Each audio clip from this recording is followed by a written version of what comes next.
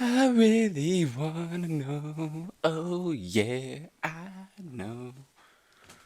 I don't know the lyrics like that, but that's that shit, yo. You know what I'm saying? We in here vibing out, bro. We on the fucking grind, you know what I'm saying? So 3 videos a day on both channels. We honestly thugging. We gonna try to do that shit. We gonna do it. Fuck that. Fuck trying. But man, bro, I got something for y'all. Tennessee teacher who claims she's pregnant with students' baby is innocent. Hold up. Tennessee teacher who claims she's pregnant with student's baby is innocent. Alright, this is gonna be some shit, y'all. Hold up.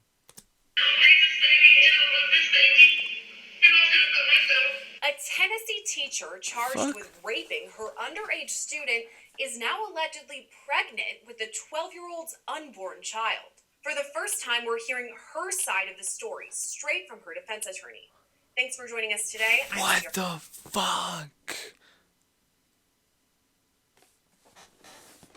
Y'all, this is actually insane, bro. And y'all be thinking girls don't go. I mean, y'all be thinking guys don't go through that shit too. Guys get raped too, and I'm not saying I have been. You know what I'm saying, but it definitely is something that happens. Damn, that's sad, bro. Fuck. Lesbian. Now, it's a story Law and Crime Network has been following since it broke in early September. That's when 38-year-old Alyssa McCommon was arrested for the first time after prosecutors say she raped one of her former students in her own home. Investigators say McCommon, who taught school in Covington, Tennessee, about an hour northeast of Memphis, used video Tennessee. Tennessee. games One word. contact her former students outside of school. After that, Fuck. officials say the All conversation headphone users, spilled I'm over sorry. into social media apps, which led to explicit photos being sent.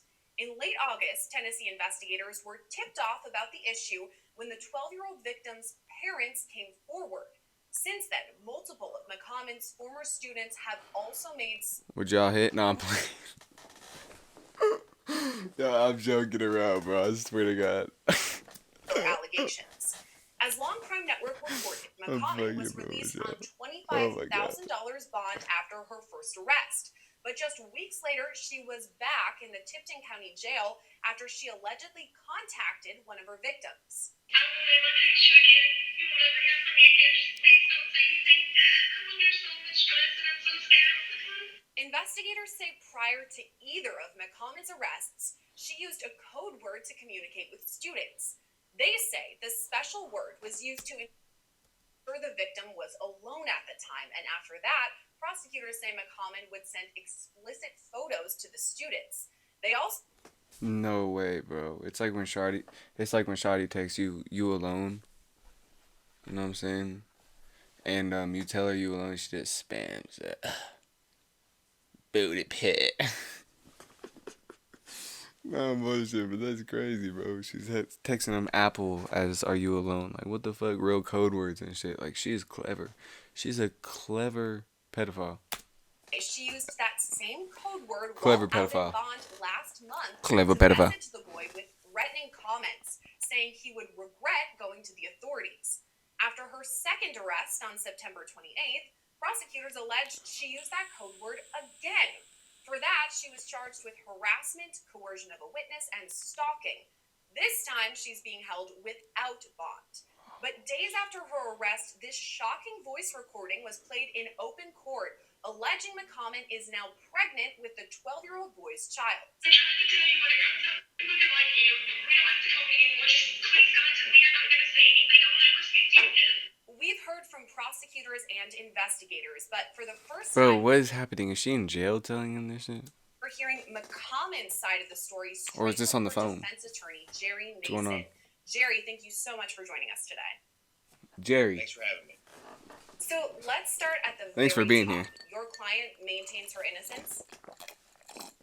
Yes, she was accused. Obviously, I guess we're working on 6 weeks or so ago of a very serious offense, and she denies her guilt in that charge, and then also maintains her innocence on the follow up charges that she acquired while on bond. So this is a story at Long Crime we've been covering since it first broke in early September, but we've had multiple follow-up stories because more developments continue to come. The most recent involves a voice recording that was played in court with an alleged bombshell, a pregnancy bombshell. What do you have to say about that recording? Well, I mean, my focus is on what was actually presented in court, and I think it's important for everyone to understand that this was not a trial. This was a bond revocation hearing. The judge only had to hear enough evidence, in the judge's opinion, to rise to probable cause, which is a very low burden of proof, to decide whether she would reinstate the original bond or set a new bond. And she felt there was at least enough probable cause to hold Miss McCommon with no bond at the moment. So she did revoke the bond. As far as the recording that was played, the only verification that they had that was Miss McCommon was a detective who admitted that he had only spoke with her very briefly several weeks ago. The voice was very agitated on there, so I assume when he spoke with her, she wasn't. I just think that it was limited evidence presented that it was her. Now, that's not to say it was or wasn't her. I don't know. I mean, it's just what the proof is going to I'm a little lit right now, y'all. It's late night. Go, and they didn't present a alleged victim or anything. They just had the detective testify that was her voice. That was literally the only proof that was from her. And they had text messages also, but neither the text number or the voice call number is registered anywhere. So they had all right, too much talking. Record of where what the fuck is going on? The phone number ties to, who it's tied to, and they still don't a mental evaluation of Miss McCommon. And my position on that was there had been some statements made to me that gave me pause on my ability to represent bro, her. Too much fucking talking, I bro. have to be comfortable with is that the information I'm getting from, I mean, that gives me pause, on the mental state, because she got very lucky. We were able to get her a very reasonable bond considering the charge. And honestly, I believe the prosecutor and we were very surprised by the initial bond. It was very low. And I think there were other factors that played into why the first judge set such a low bond. In any event, she was kind of lucky that she had that bond. So I would be shocked if someone got out on such a low bond and had the opportunity to remain free. Fact. And honestly, it would have probably been through she's Spring. still doing this shit after she was out on bond. She's still texting motherfuckers Apple to see if they're alone so she can send the titty pics. Like, what the fuck? They don't arrest them and then they come in and have a I can't believe it. The reason for that is, like, for instance, I'm in distraught, hearing, basically. They're probably going to have to put a victim on. Well, if a victim has really been victimized, why would you re-victimize them multiple times and have them testify?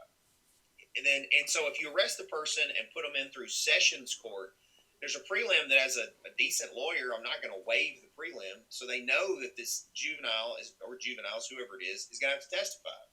So then the problem becomes it moves to circuit court in Tennessee, which is our trial court, and at that court there could be a trial. Bro, 12-year-old boy. 12-year-old kid is small, bro, and she's 38 years old. That's actually crazy. Or again, they may have to testify. So we were aware something was coming beforehand. They had contacted her. She knew that they were talking to her about it. That's why they came and talked to us. So I immediately reached out to the detectives and the district attorney to let them know to do direct correspondence to me. And everybody sort of had an understanding that this would go through a circuit in a way to protect alleged victims, because it's possible once you get to circuit court and the prosecutor gives me, we do discovery with motions practice, all these things in circuit.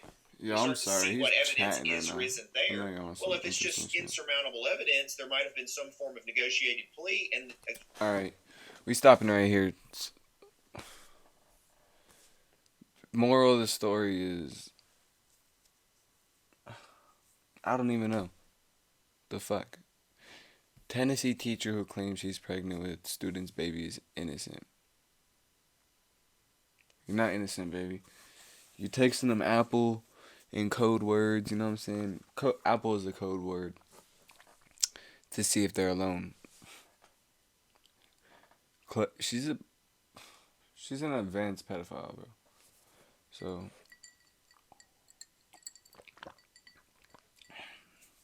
Let me know in the comments if you would hit like, comment, and subscribe. This is fucked up. This is a fucked up video, and it happens to boys too, bro. Like, it happens to boys too. So, like, comment, subscribe, man. We going up. I'm about to make a whole nother video right now. Let's go crazy, man. So.